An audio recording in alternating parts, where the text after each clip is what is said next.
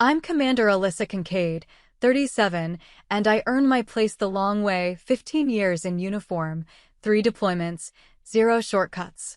For years, I covered for family, smoothed crises, and showed up when no one else did. But when my brother-in-law mocked my service at dinner, "She only wears the uniform for attention," I made a call that changed everything. Ever been dismissed or humiliated by someone you've carried on your back? Tell me your story in the comments. You're not alone. Before we dive in, drop where you're watching from. And if you've ever had to stand up for yourself after being wronged, hit like and subscribe for true stories about boundaries and earned respect. What happened next might surprise you. I learned early that respect in the military isn't about the uniform you wear. It's about what you do in it. My name is Commander Alyssa Kincaid, U.S. Navy, 15 years of service, 3 deployments, and more nights away from home than I care to count. I didn't join for glory. I joined because someone in our family had to step up, and that someone was always me. My younger sister Marina married Derek Hellstrom 4 years ago. I was there at the wedding, dress blues and all, standing beside her as she promised forever to a man I barely knew. He seemed decent enough then, polite, ambitious in that vague way people are when they haven't figured out who they are yet. He'd just joined the Army National Guard, weekend warrior stuff, and I thought maybe it would give him direction. Marina was happy, and that was enough for me.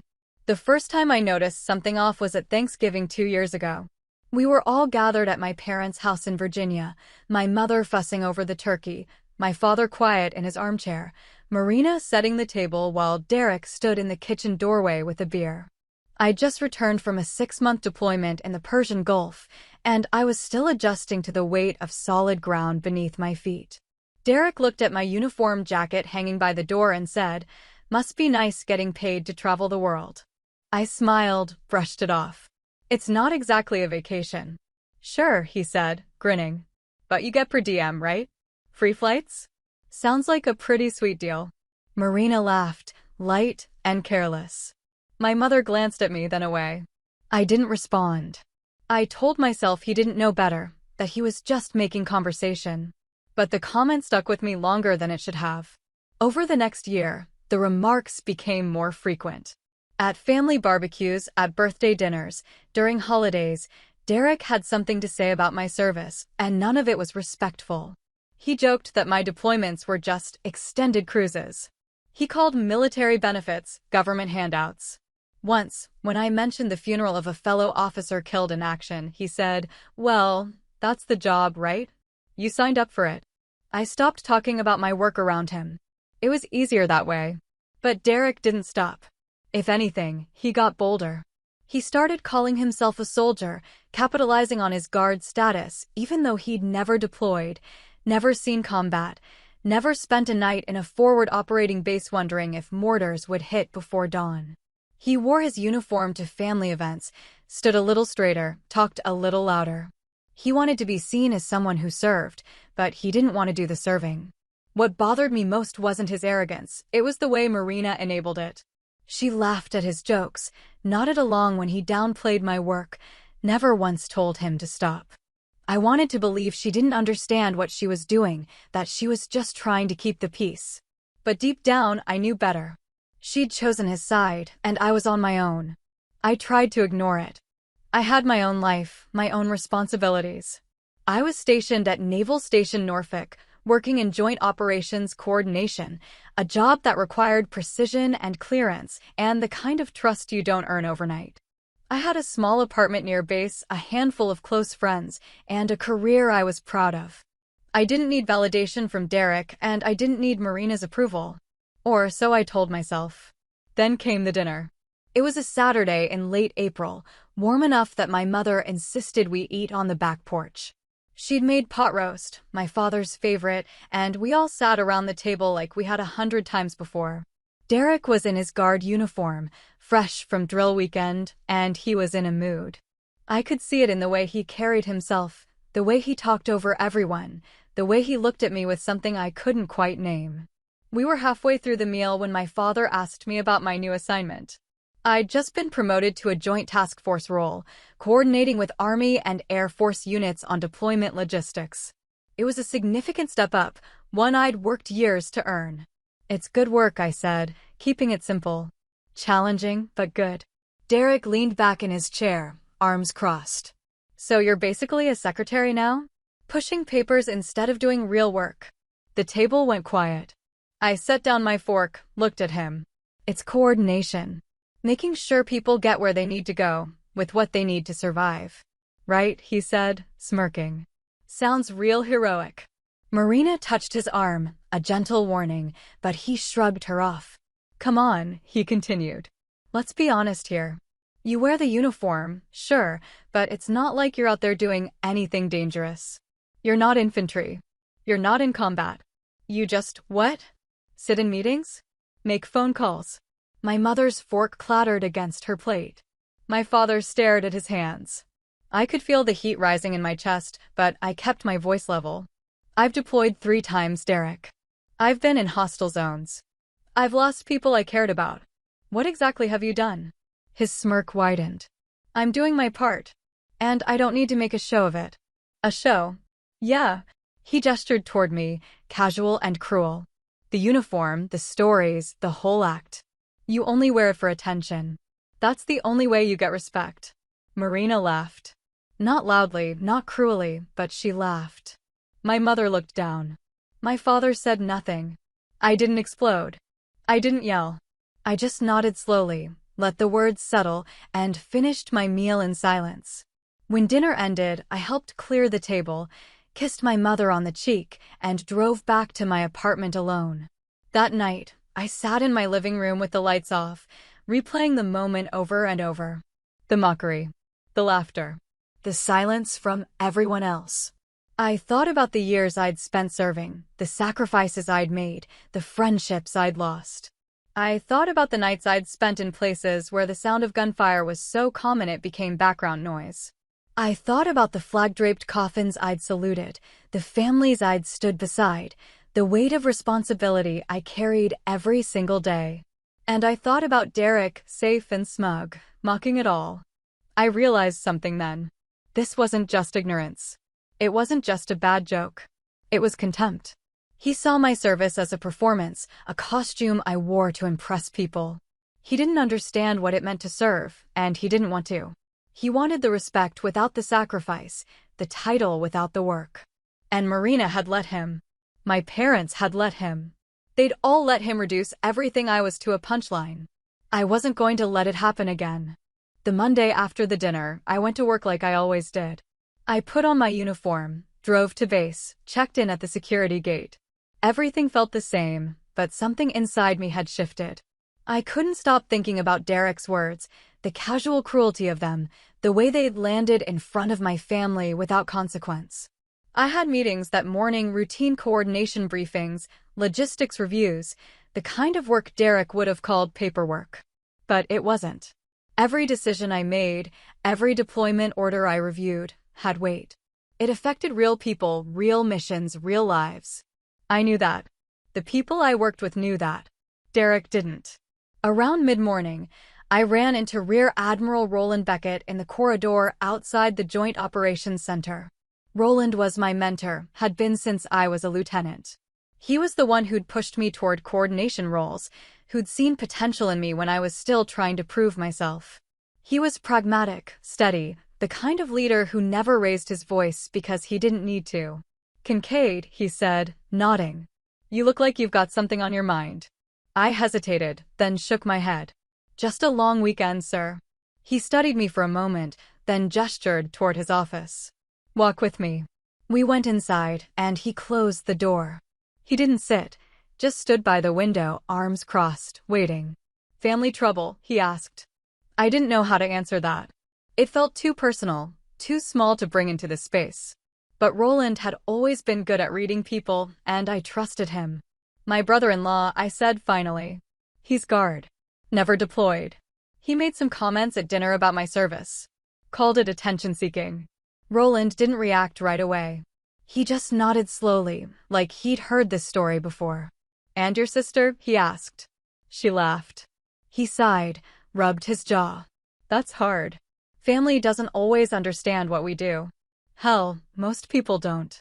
But when it's someone wearing the uniform. He trailed off, shook his head. That's different. He wants the respect without earning it, I said. And I helped him get into the guard in the first place. I vouched for him. Roland looked at me sharply. You got him in? I made some calls. Smoothed the process. He wanted to serve, or at least that's what he said. I thought it would be good for him. And now? Now I think he just wanted the title. Roland was quiet for a moment, then he walked over to his desk and pulled up something on his computer. What's his name? Derek Hallstrom. Army National Guard, Virginia. Roland typed, scrolled, clicked. Then he leaned back in his chair and looked at me. He's on the roster for potential deployment, Roland said. Not immediate, but he's in the queue. Standard rotation for guard units heading to support operations overseas. I felt something tighten in my chest. When? Could be 6 months, could be a year. Depends on need and availability. Right now, he's low priority, no special skills, no combat experience, no reason to fast-track him. He said it casually, but I heard what he wasn't saying. No reason to fast-track him unless someone with authority decided otherwise. I didn't respond. I just stood there, processing. Roland watched me carefully. You know you have influence here, Kincaid. Joint Task Force coordination means you're in the loop on deployment assignments. Army, Navy, Air Force, we all work together now. If you wanted to make a recommendation, it would carry weight. I'm not going to abuse my position, I said quickly. I didn't say you would. He leaned forward, elbows on his desk. But you also don't have to go out of your way to protect someone who disrespects what you've sacrificed. If he's in the queue, he's in the queue. That's not your doing. That's just how the system works. I left his office without saying anything else, but his words stayed with me all day. That night, I went home and pulled out Derek's service record. It wasn't hard to access, I had clearance, and his file was part of the larger deployment database I worked with daily. I told myself I was just looking, just checking to see what Roland had mentioned. Derek's record was thin. Basic training, weekend drills, some vehicle maintenance certifications. No deployments, no specialized training, no combat readiness markers. He'd coasted, just like I'd suspected. He'd done the minimum required to keep the uniform and the benefits, but he'd never pushed himself, never volunteered for anything that might challenge him. And yet he'd mocked me for doing exactly that. I closed the file and sat in the dark, thinking. I thought about the first time I deployed. I was 24, barely a year out of the academy, and I was terrified. I didn't admit it to anyone, but I was. I thought about the friendships I'd built overseas, the people I'd relied on, the ones who hadn't made it home. I thought about Lieutenant Sarah Kwan, who died in a vehicle accident during my second deployment. I thought about the funeral, the folded flag, the way her mother had looked at me like I could explain why her daughter was gone. I thought about all the moments Derek would never understand because he'd never lived them. And I thought about how easy it was for him to mock something he'd never had the courage to face. I opened my laptop again, pulled up the deployment coordination interface, and looked at Derek's name in the queue. Roland was right. Derek was on the list. He'd been on the list for months, flagged as available for rotation but never prioritized. The system was designed to be fair, to distribute deployments based on need and capability, but it also allowed for recommendations from coordinating officers, people like me, who understood the operational requirements. All I had to do was move his name up.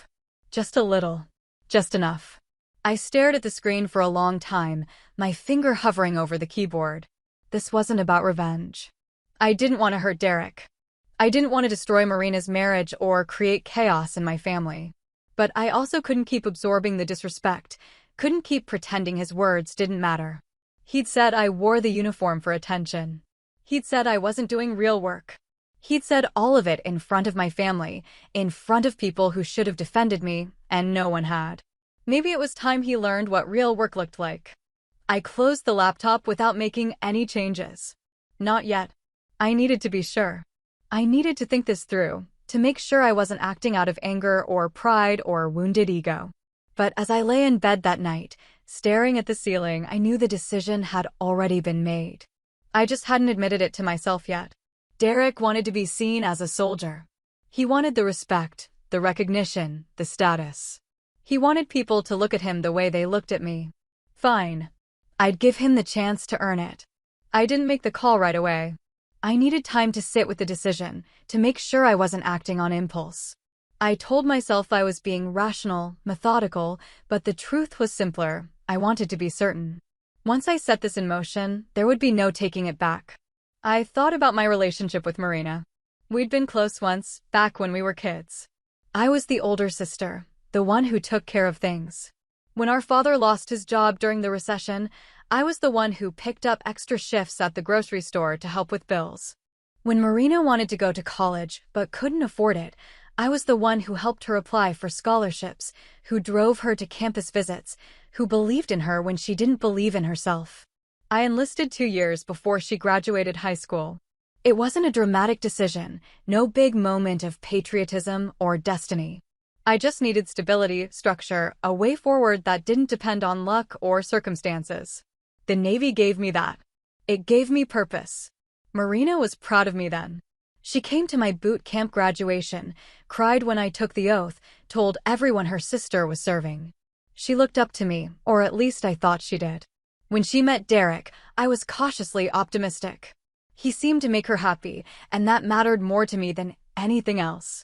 He was working construction, talking about joining the military, trying to find his footing.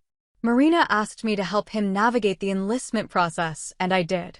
I made calls, introduced him to recruiters, vouched for his character even though I barely knew him. He joined the Guard 6 months before their wedding. I thought it was a good sign, that he wanted to serve, that he understood the value of commitment. I thought maybe he and I would have something in common, a shared experience that would bring us closer. I was wrong. The Derek I helped enlist wasn't the Derek who showed up at family dinners 2 years later. Somewhere along the way, he decided that wearing the uniform was enough. He didn't need to deploy, didn't need to challenge himself, didn't need to prove anything. He just needed the title, the image, the validation. And when I succeeded where he hadn't, when I got promoted, when I deployed, when I earned the respect he wanted handed to him, he resented me for it. I understood that now. The more I thought about it, the more I realized Derek's mockery wasn't really about me. It was about him. He'd built his identity around being a soldier, but he hadn't done the work to back it up. Every time someone thanked me for my service, every time I wore my uniform in public, every time I talked about my deployments, it reminded him of what he wasn't. And Marina had chosen to stand beside him instead of me. That was the part that hurt most. I wanted to call her, to confront her, to ask why she'd laughed when Derek insulted me. But I didn't. I knew what she'd say. She'd tell me Derek didn't mean it, that I was being too sensitive, that family was supposed to forgive. She'd make excuses for him the way she always did, and I'd be expected to accept it. I was done accepting it. On Wednesday, I had a meeting with Colonel Anika Soren. She was Army, assigned to the Joint Task Force as the administrative officer handling deployment logistics. We'd worked together for over a year, and I respected her. She was sharp, efficient, no nonsense. She didn't waste time on politics or posturing. She just got things done. We were reviewing upcoming rotations, going over the list of personnel flagged for deployment. I saw Derek's name halfway down the second page. Hallstrom, Anika said, tapping the screen. National Guard, Vehicle Maintenance. He's been in the queue for 8 months. No special skills, no urgency. Should we bump him down? I looked at his name, at the notes beside it. Available. No dependents. No medical restrictions. No reason he couldn't go. No, I said. Keep him on the list.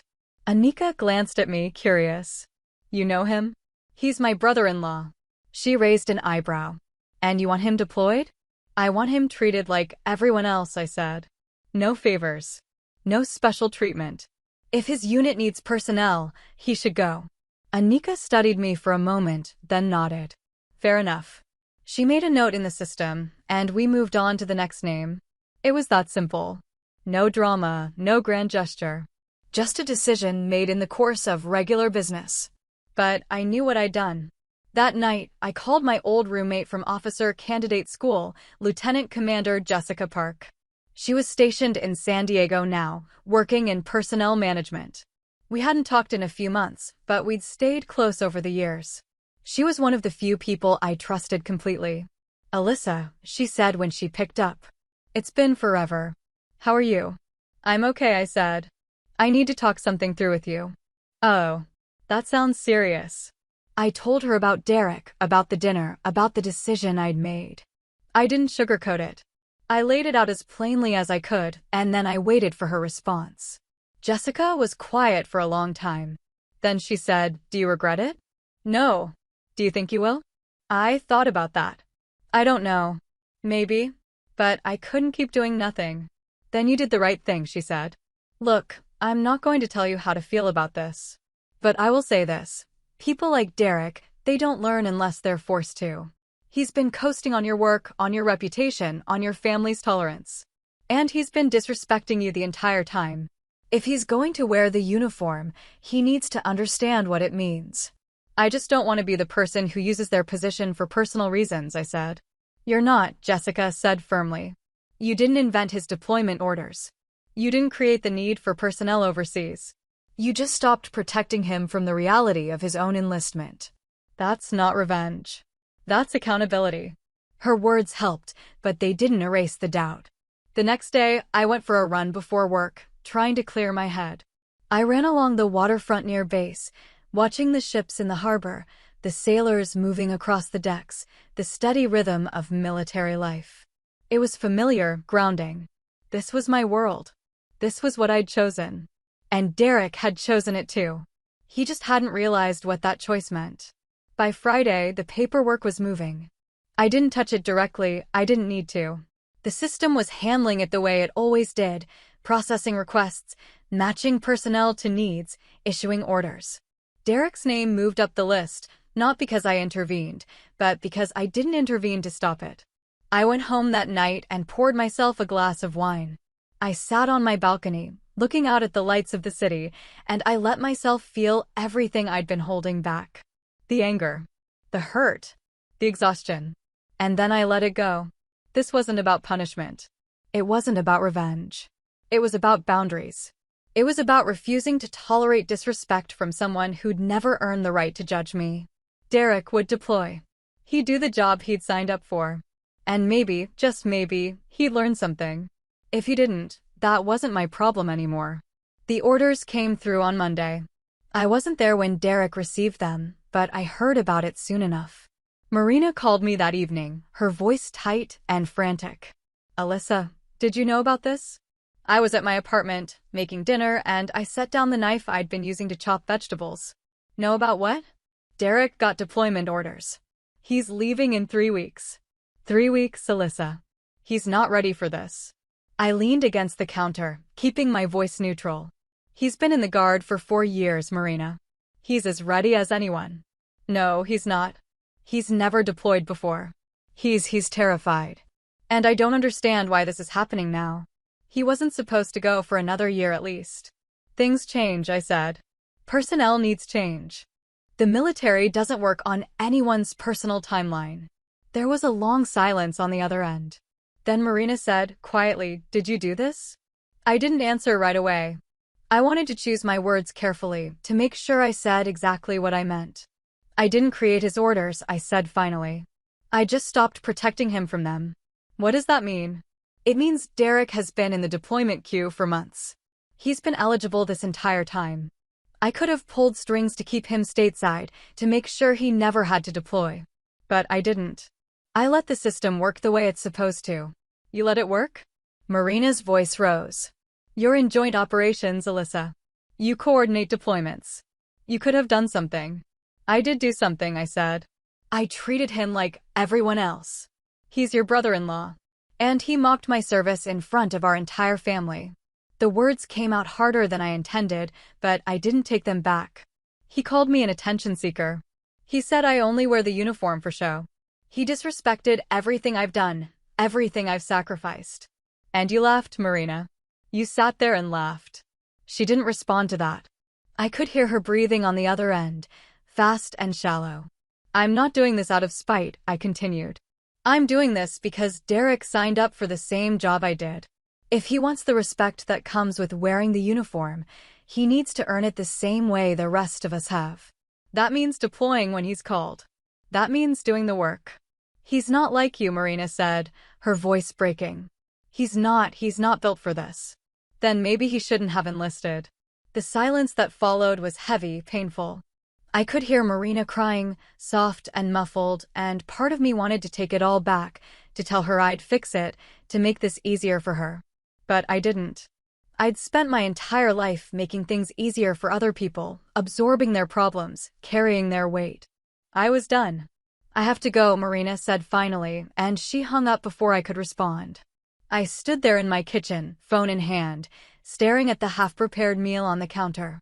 I felt a strange mix of relief and guilt, like I'd finally set down a burden I'd been carrying for years, but wasn't sure I was ready to live without its weight.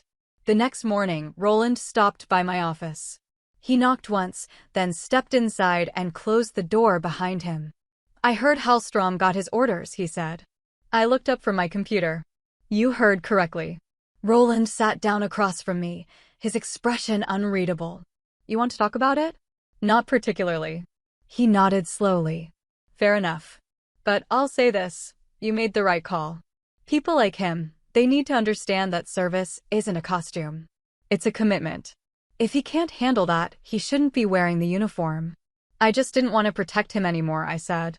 I didn't want to use my position to shield him from the reality of what he signed up for. And you shouldn't have to, Roland said.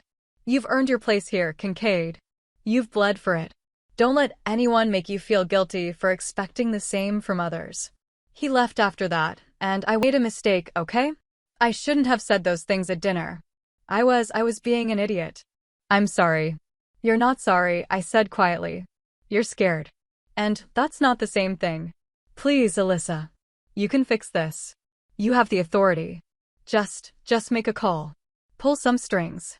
I'll do anything. I closed my eyes, took a breath. No. What? I said no. You're going to deploy, Derek. You're going to do the job you signed up for.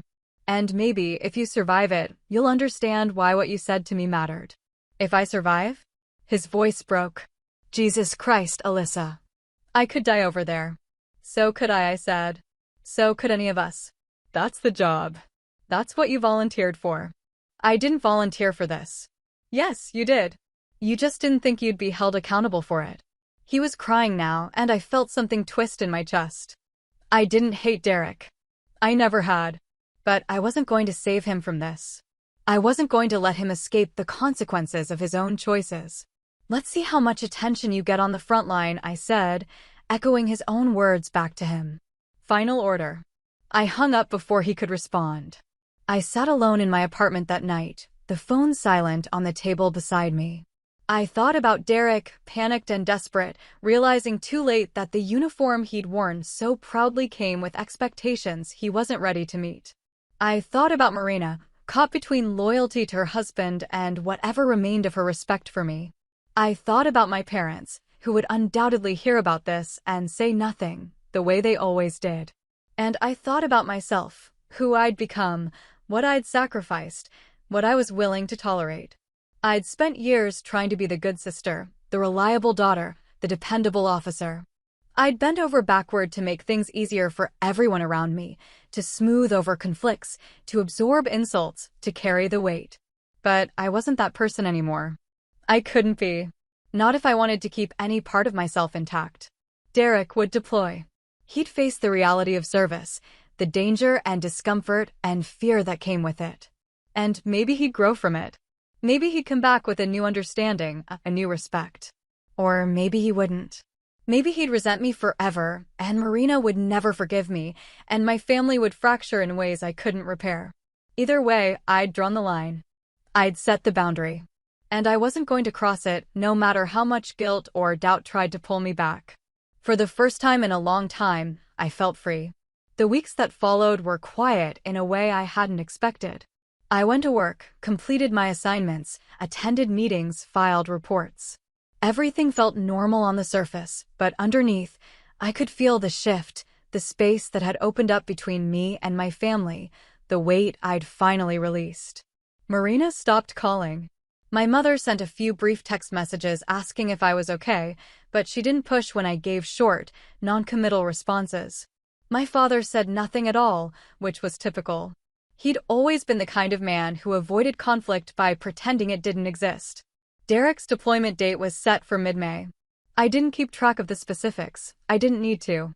The orders had been issued, the paperwork processed, the logistics coordinated. He was in the system now, and the system moved forward with or without my involvement. At work, I found myself more focused than I'd been in months. I threw myself into the job, refining deployment schedules, coordinating with unit commanders, ensuring that every service member heading overseas had what they needed to come home safely. It was the same work I'd always done, but it felt different now. I felt different. Colonel Sora noticed. She pulled me aside one afternoon after a briefing and said, "You've been sharp lately. Sharper than usual. Everything okay?" "Everything's fine," I said. "Just trying to stay on top of things." She studied me for a moment, then nodded. "Well, keep it up. We need more people like you around here." It was a small comment, but it mattered. It reminded me why I joined in the first place, not for recognition or praise, but to be part of something bigger than myself. To contribute. To serve. In mid-April, I ran into an old friend from my second deployment, Commander Malik Torres. He was passing through Norfolk for a conference, and we met for coffee near base. We'd served together in the Gulf, spent long nights talking about everything from family to philosophy to the absurdity of military bureaucracy. He was one of the few people I trusted to tell the truth, even when it was uncomfortable. I told him about Derek. Not the whole story, but enough. I told him about the dinner, the mockery, the decision I'd made. Malik listened without interrupting, his expression thoughtful. When I finished, he leaned back in his chair and said, "Do you think you did it for the right reasons?" "I think so," I said. "But I'm not sure anymore." "Why not?" "Because part of me wonders if I just wanted him to suffer. If I wanted him to feel what I felt, the fear, the uncertainty, the weight of it all. And if that's true, then maybe I'm no better than he is." Malik shook his head. "You're not punishing him, Alyssa. You're holding him accountable. There's a difference." "Is there?" "Yes." He leaned forward, his voice firm. "Punishment is about making someone hurt. Accountability is about making someone face the consequences of their choices. Derek chose to enlist. He chose to wear the uniform. He chose to disrespect your service while benefiting from his own. You didn't create those choices. You just stopped shielding him from them. But what if he's not ready? What if he gets hurt?" "Then he gets hurt," Malik said bluntly. "And that's on him, not you. You can't protect everyone, Alyssa. You can't carry their weight forever. At some point, they have to stand on their own." His words hit harder than I expected. I thought about all the times I'd tried to fix things for Marina, for Derek, for my parents. I'd spent so much of my life trying to make everyone else's burdens lighter, and I'd never stopped to ask if they deserved that effort. "I just don't want to be the kind of person who uses their power to hurt people," I said quietly. "You're not," Malik said. "You're the kind of person who refuses to let someone mock what you've sacrificed. That's not cruelty. That's self-respect." I left the coffee shop feeling steadier, more certain. Malik was right. I hadn't done this out of malice. I'd done it because I refused to be complicit in my own disrespect. A week before Derek's deployment, my mother called. It was late, past 10, and I almost let it go to voicemail. But something made me answer. "Alyssa," she said, her voice soft. "I need to talk to you." "Okay." There was a long pause, and then she said, "Marina is struggling. She's not handling this well. Derek is a mess, and she doesn't know what to do." "I'm sorry to hear that," I said, and I meant it. I didn't want Marina to suffer. I just couldn't keep absorbing the cost of her choices. "Is there anything you can do?" my mother asked. "Anything to help?" "No," I said.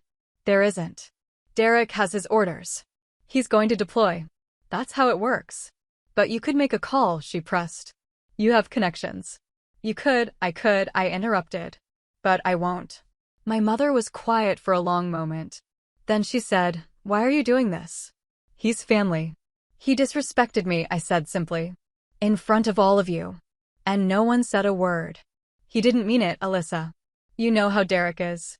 He talks without thinking sometimes." "That's not an excuse, Mom. And the fact that you're making excuses for him right now, that's part of the problem." "I'm not making excuses. I'm just trying to keep this family together." By asking me to compromise myself? By expecting me to fix something I didn't break? She sighed, tired and frustrated. I don't understand why you're being so stubborn about this. Because I've spent my entire life being the one who bends, I said, my voice steady. I've been the one who sacrifices, who makes things easier for everyone else, who absorbs the insults and the disrespect. And I'm done. Derek made his choice when he enlisted. He made his choice when he mocked my service. Now he has to live with the consequences. He's scared, Alyssa. So was I said quietly. Every single time I deployed.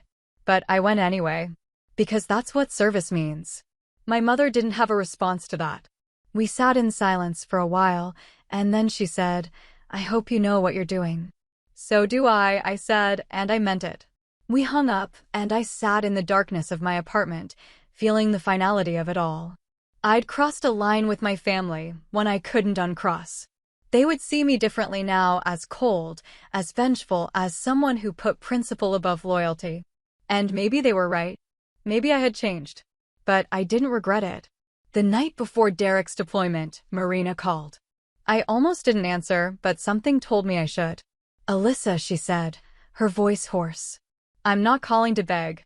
I just need to understand. Understand what? Why you did this. Why you couldn't just let it go. I took a breath, choosing my words carefully. Because it wasn't just one comment, Marina.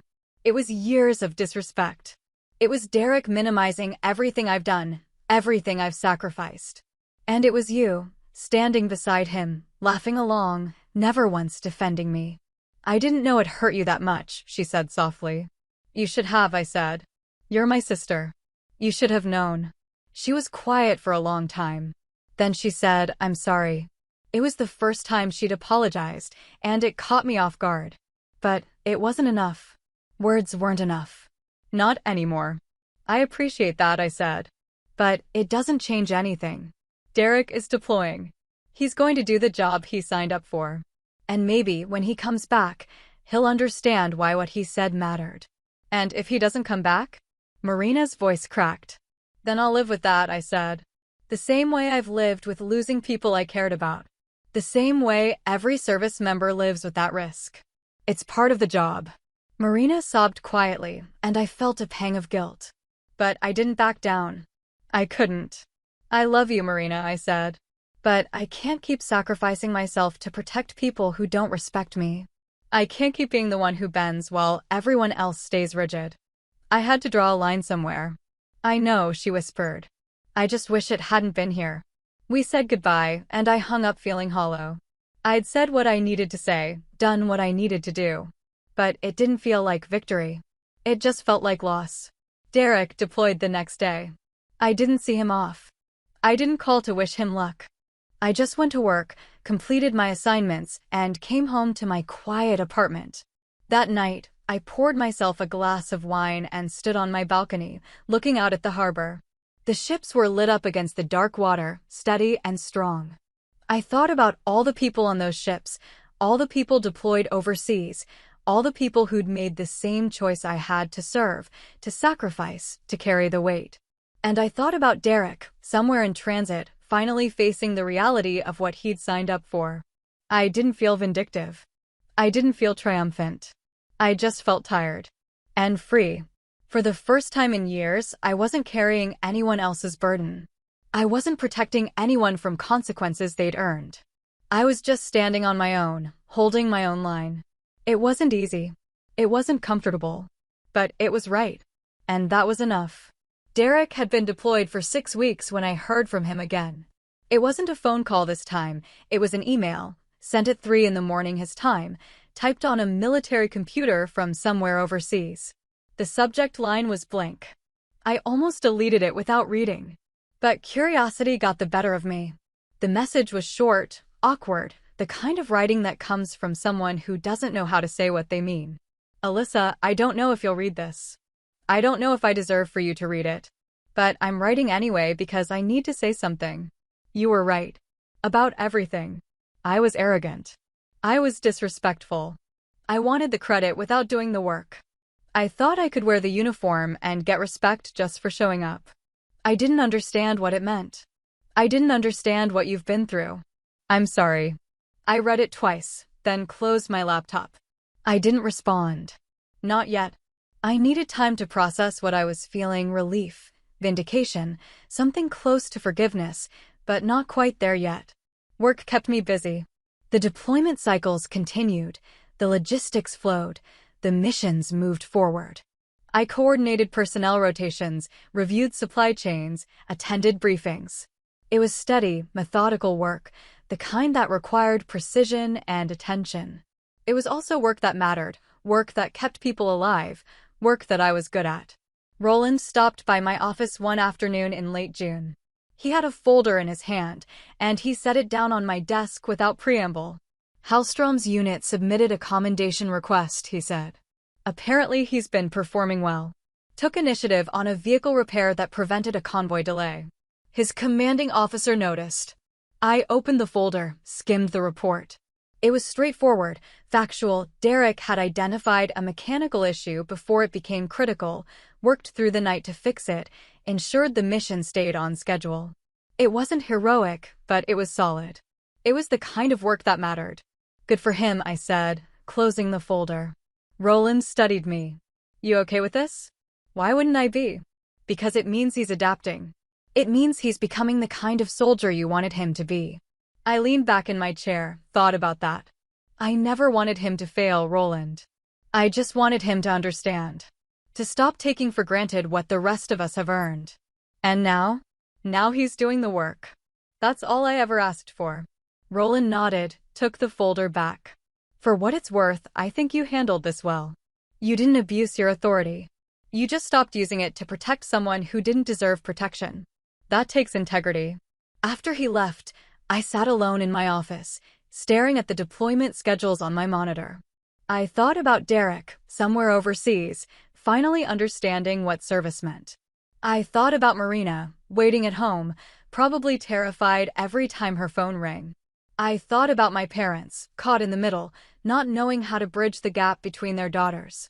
And I thought about myself, who I'd been before this, who I was now, who I was becoming. I'd changed. I could feel it. I was harder now, less willing to compromise, less willing to absorb other people's disrespect. Some people would call that cold. Some would call it selfish. But I knew what it really was: boundaries. Self-respect. The refusal to be diminished by people who hadn't earned the right to judge me. In early July, Marina called. It was the first time we'd spoken since before Derek's deployment. He wrote to me, she said without preamble. He told me what he wrote to you. He told me he understands now. That's good, I said carefully. Is it? Her voice was strained. Because I'm not sure I do. I'm not sure I understand any of this. Why it had to go this far. Why you couldn't just what, Marina? Just let him keep disrespecting me? Just keep pretending his words didn't matter? She was quiet for a moment. Then she said, I should have defended you. At dinner. When he said those things. I should have said something. It was the admission I'd been waiting for, the acknowledgement I'd needed. But it didn't feel the way I'd expected. It didn't erase the hurt or undo the damage. It was just words, arriving too late to change what had already happened. Yes, I said simply. You should have. I'm sorry. I know. We sat in silence, the phone line crackling faintly between us. Then Marina said, Do you think we can fix this? Us, I mean. Not Derek. Us. I thought about that. I thought about the years we'd been close, the years I'd protected her, supported her, believed in her. I thought about the trust that had broken, the distance that had grown between us. I don't know, I said honestly. I think we can try. But it's going to take time. And it's going to require you to understand that I'm not the same person I was before. I'm not going to keep absorbing disrespect just to keep the peace. I don't want you to, Marina said. I just want my sister back. I'm still here, I said. I'm just different now. I know, she said softly. I can hear it.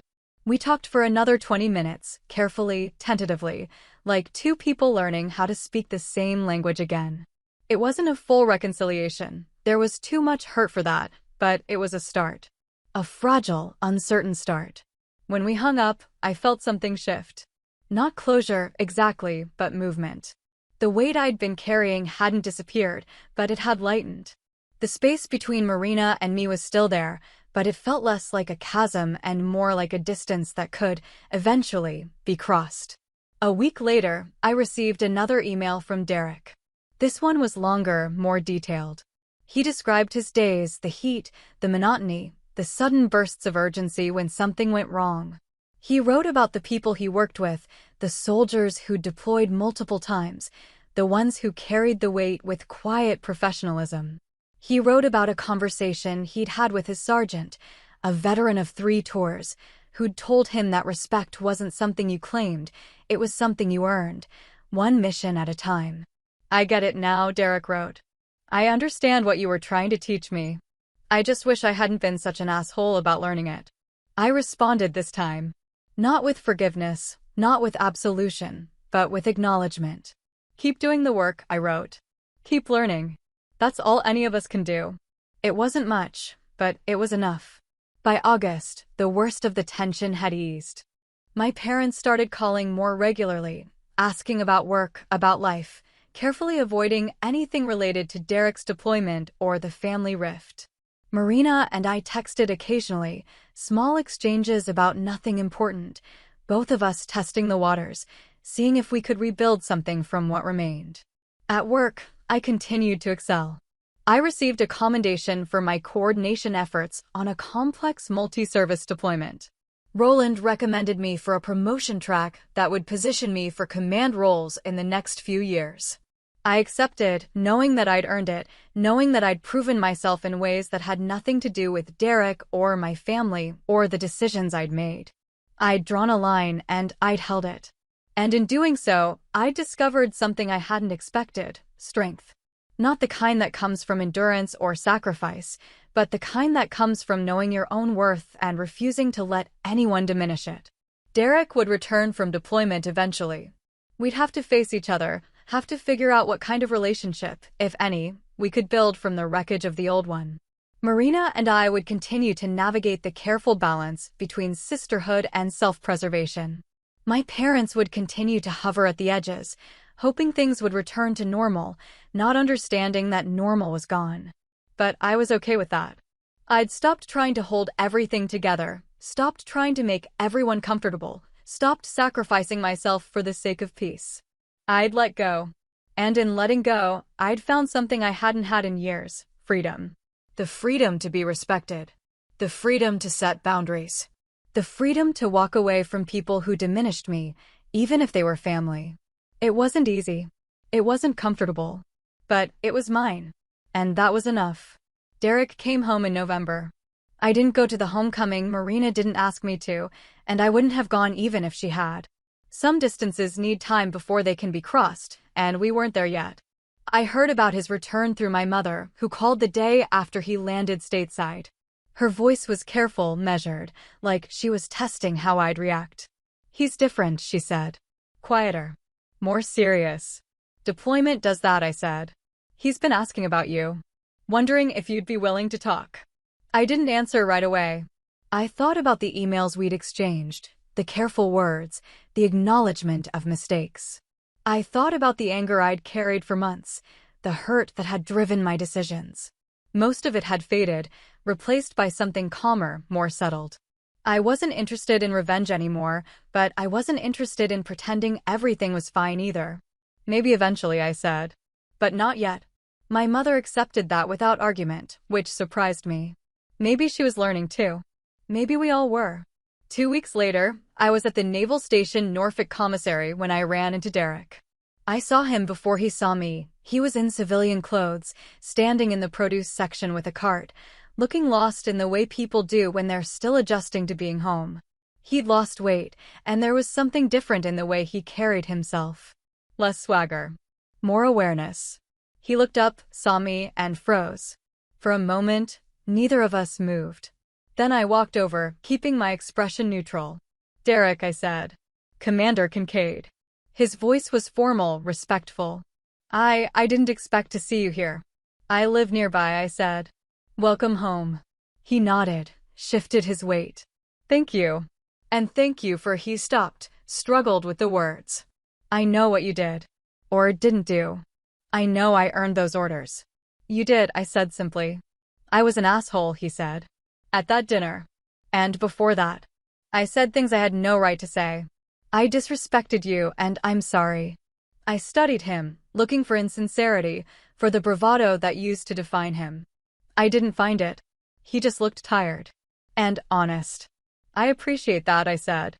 But an apology doesn't erase what happened. It doesn't undo the damage. I know, he said quickly. I'm not asking for that. I'm just trying to own what I did. To acknowledge it. We stood there in the produce section, surrounded by shoppers and grocery carts and the mundane normalcy of stateside life. It was surreal, having this conversation here, in this place. But maybe that was fitting. Maybe transformation didn't happen in grand moments. Maybe it happened in small ones, in grocery stores and quiet admissions. You did good work over there, I said. I saw the commendation. Your CO said you stepped up. Derek looked surprised. You saw that. I see everything that crosses my desk. That's the job. He nodded slowly. I learned a lot. About what service really means. About what you've been doing all these years. I had no idea. Most people don't, I said. That's why the mockery hurt. Because it came from someone who should have known better. I do now, he said. Know better, I mean. I believed him. Not because I wanted to, but because I could see it in him, the change, the understanding, the hard-won humility that comes from being tested and barely surviving it. Good, I said. Then maybe something worthwhile came out of all this. We talked for a few more minutes, carefully, like two people negotiating a truce. He told me about his deployment, about the heat and the fear and the moments when he thought he wouldn't make it. He told me about the soldiers he'd served with, the ones who'd been doing this for years, who made it look easy even though it never was. He told me he understood now why I'd done what I did. I needed to face it, he said. I needed to stop hiding behind the uniform and actually earn it. You gave me that chance. Even if it didn't feel like a gift at the time. It wasn't meant to be a gift, I said. It was meant to be accountability. I know, he said. And I'm grateful for it. Even though I hated you for it at first. I almost smiled at that. I figured. When we parted ways, there was no hug, no dramatic reconciliation. Just a nod, a mutual acknowledgement that we'd both changed, that the people we'd been before this were gone, replaced by something harder and more honest. I didn't know if Derek and I would ever be close. I didn't know if I could fully forgive him, or if he could fully forgive me for sending him into the fire. But I knew we'd reached an understanding, a respect built on something real instead of something assumed. And that was enough. Marina and I met for coffee in mid-December. It was her idea, and I almost said no. But something told me it was time.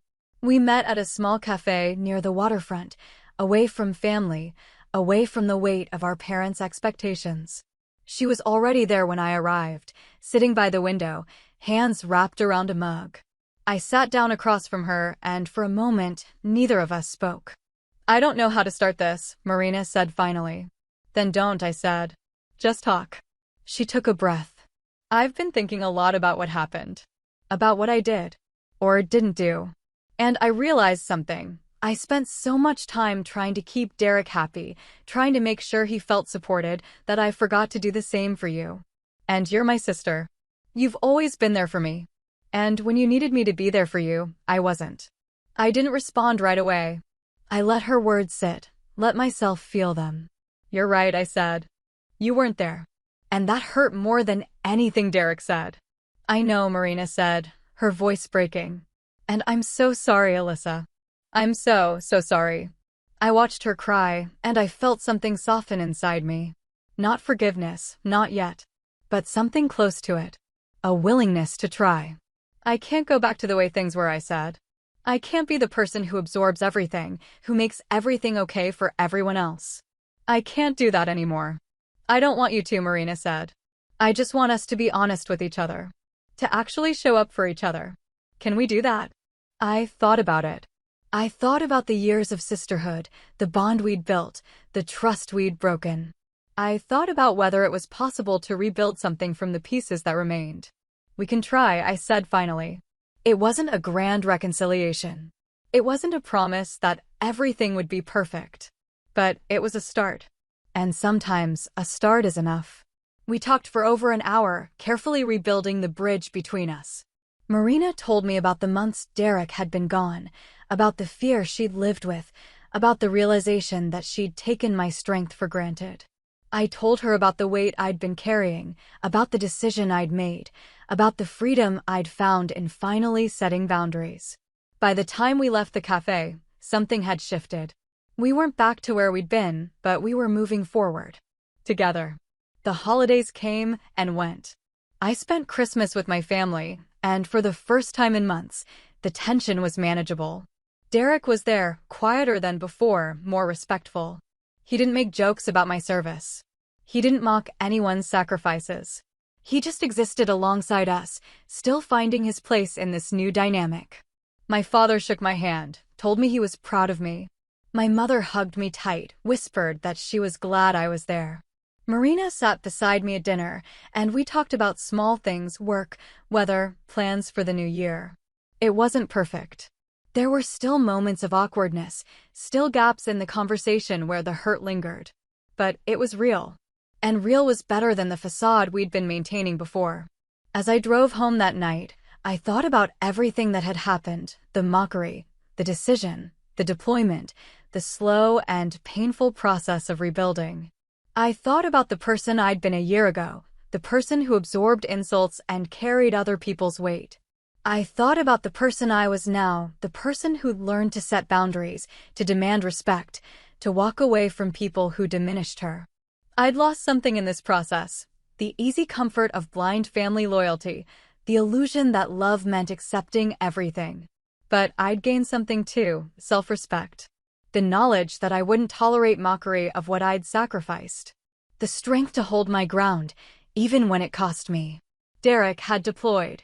He'd faced the reality of service. He'd come home changed.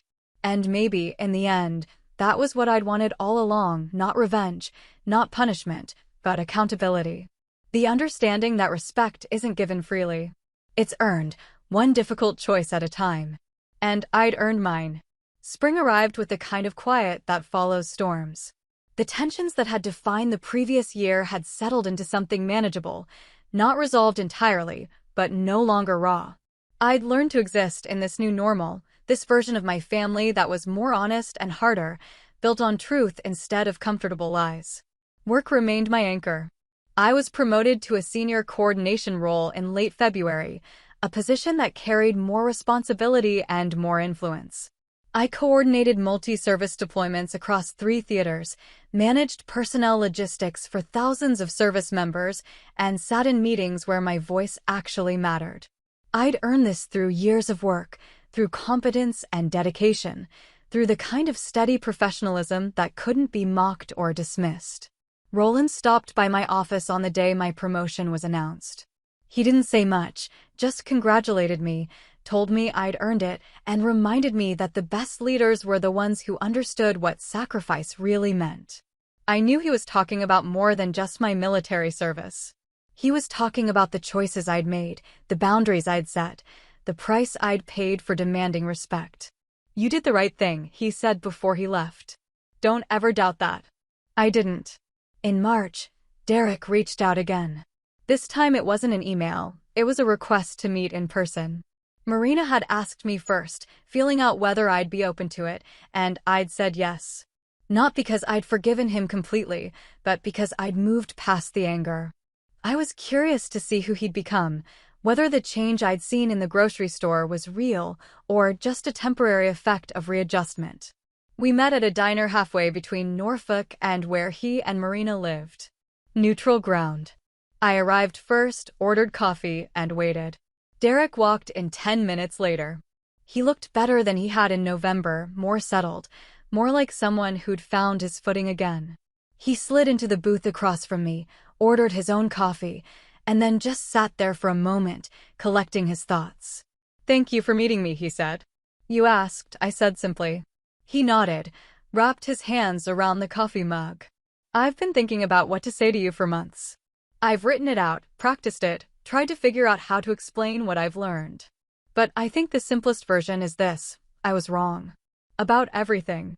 About you, about service, about what it means to wear the uniform." "I know," I said. You've said that before. I know I have. But I want you to understand that I mean it.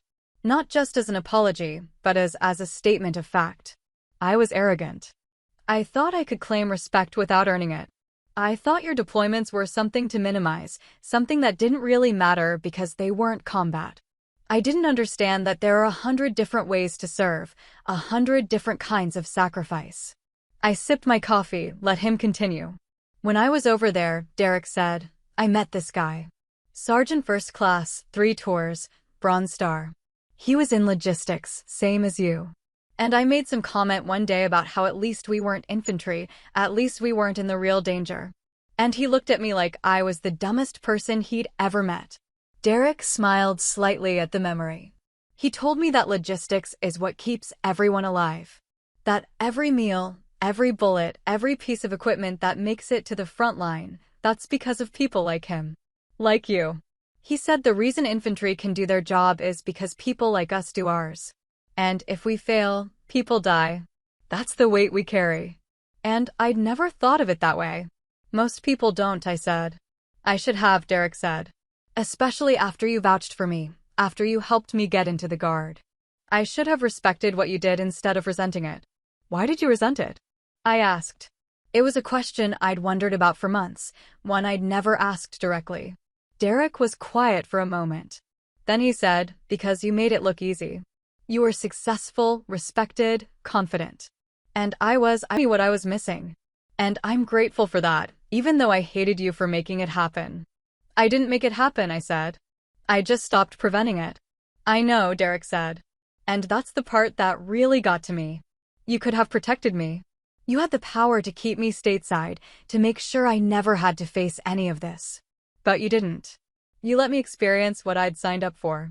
And as much as I resented it at the time, I understand now that it was the best thing you could have done for me. I didn't know what to say to that. I'd spent months justifying my decision, defending it to myself and others, carrying the weight of wondering if I'd done the right thing.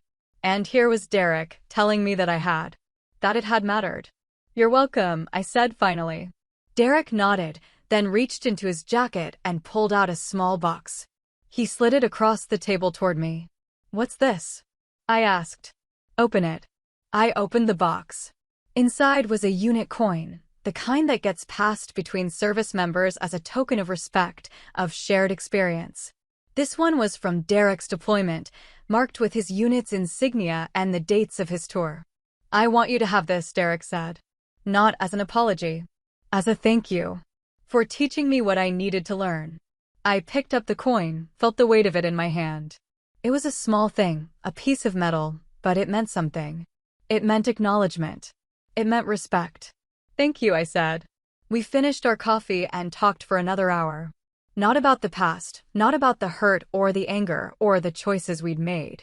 We talked about the future, about Derek's plans to pursue training as a heavy equipment operator, about my promotion, about Marina and how she was doing. We talked like two people who'd survived something difficult and come out the other side different but intact. When we parted ways, Derek shook my hand. It was formal, respectful, the gesture of one service member to another. And for the first time since the dinner that had started all of this, I felt like we were equals. In April, Marina and I went for a walk along the waterfront. It had become a regular thing. Once a month, we'd meet and walk and talk, rebuilding our relationship one conversation at a time. We talked about everything and nothing, finding our way back to each other slowly. Derek told me about your coffee, Marina said as we walked. He said it went well. It did, I said. He's changed. He has, Marina agreed. He's the person I thought I was marrying. The person he could have been all along if he'd just been willing to do the work. Are you okay? I asked. With everything that happened? Marina thought about that. I am now. I wasn't for a long time. I was angry at you, angry at him, angry at myself. But I've come to understand that what you did, it wasn't cruel. It was necessary. Derek needed to face reality. And I needed to stop enabling him. I'm sorry it had to happen the way it did, I said. I'm not, Marina said. Not anymore. Because if it hadn't, we'd still be where we were, Derek mocking your service, me laughing along, you absorbing all of it. That wasn't sustainable. Something had to break. I just wish it hadn't been us, I said. We're not broken, Marina said firmly. We're just different. And maybe that's better. I thought about that as we walked. She was right. We were different now, all of us. Derek had learned what it meant to serve. Marina had learned what it meant to stand up for the people she loved. And I had learned what it meant to demand respect, to set boundaries, to refuse to be diminished. We'd all paid a price for those lessons. But we'd all grown from them too. As spring turned to summer, I found myself settling into a new rhythm. Work was challenging but fulfilling. My relationship with my family was honest instead of comfortable. I had friends, colleagues, a life that felt authentically mine instead of one built around other people's expectations. I still carried the coin Derek had given me. I kept it on my desk at work, reminder of what had happened, of what I'd learned. Some people might have seen it as a trophy, proof that I'd won some battle against my brother-in-law. But I didn't see it that way. I saw it as evidence that accountability matters, that respect has to be earned, that sometimes the hardest thing you can do for someone is refuse to protect them from their own choices. Derek continued to serve in the Guard. He'd re-enlisted, committed to another term, and he was taking it seriously now. He'd signed up for additional training, volunteered for more responsibilities, stopped treating his service like a part-time hobby. He called me once to ask for advice on a deployment logistics question, and I helped him without hesitation. We weren't close, but we were cordial, respectful. Marina and I grew closer again, but in a different way. We weren't the sisters we'd been before. That version of us was gone, replaced by something more careful, more honest. We knew each other's boundaries now. We understood that love didn't mean accepting everything, that family didn't mean tolerating disrespect. And that knowledge made our relationship stronger, even if it made it more complicated. My parents never fully acknowledged what had happened. They were relieved that the tension had eased, that family gatherings were less fraught, but they didn't understand the why behind it. They still saw me as the difficult one, the one who'd caused problems instead of smoothing them over. And I'd made peace with that. I didn't need their understanding. I just needed them to respect my choices. In late June, I attended a change of command ceremony at Norfolk. One of my colleagues was taking over a new position, and the base was full of officers in their dress uniforms. Families gathered to celebrate, the formal pageantry of military tradition on full display. As I stood there watching the ceremony, I thought about how far I'd come. Not just in my career, but as a person. I thought about the young officer I'd been when I first enlisted, eager, uncertain, desperate to prove herself. I thought about the years I'd spent absorbing other people's expectations, trying to be everything for everyone, sacrificing my own needs for the sake of peace. And I thought about who I was now, someone who'd learned to set boundaries, to demand respect, to walk away from people who diminished her. Someone who understood that true strength wasn't about endurance or sacrifice. It was about knowing your own worth and refusing to compromise it. The ceremony ended, and people began to disperse. I stayed for a moment longer, watching the colors being retired, listening to the final notes of the national anthem echoing across the base. This was my world. This was what I'd chosen, what I'd fought for, what I'd earned. And I'd be damned if I let anyone reduce it to a punchline ever again. I walked back to my car, feeling the weight of my uniform, the coin in my pocket, the years of service that had shaped me. I thought about Derek, somewhere out there, finally understanding what this all meant. I thought about Marina, learning to balance loyalty with honesty. I thought about my family, slowly adjusting to the new boundaries I'd drawn. And I thought about myself, not with pride or vindication, but with something quieter. Acceptance. Peace. I'd done what I needed to do. I'd held the line. And in doing so, I discovered that sometimes the greatest act of service isn't sacrifice. It's refusing to be sacrificed. I drove home as the sun set over the harbor, the sky painted in shades of orange and purple. Tomorrow, I go back to work, back to the meetings and deployments and logistics that kept everything running. I'd continue building my career, strengthening my relationships, living my life on my own terms. But tonight, I just drove.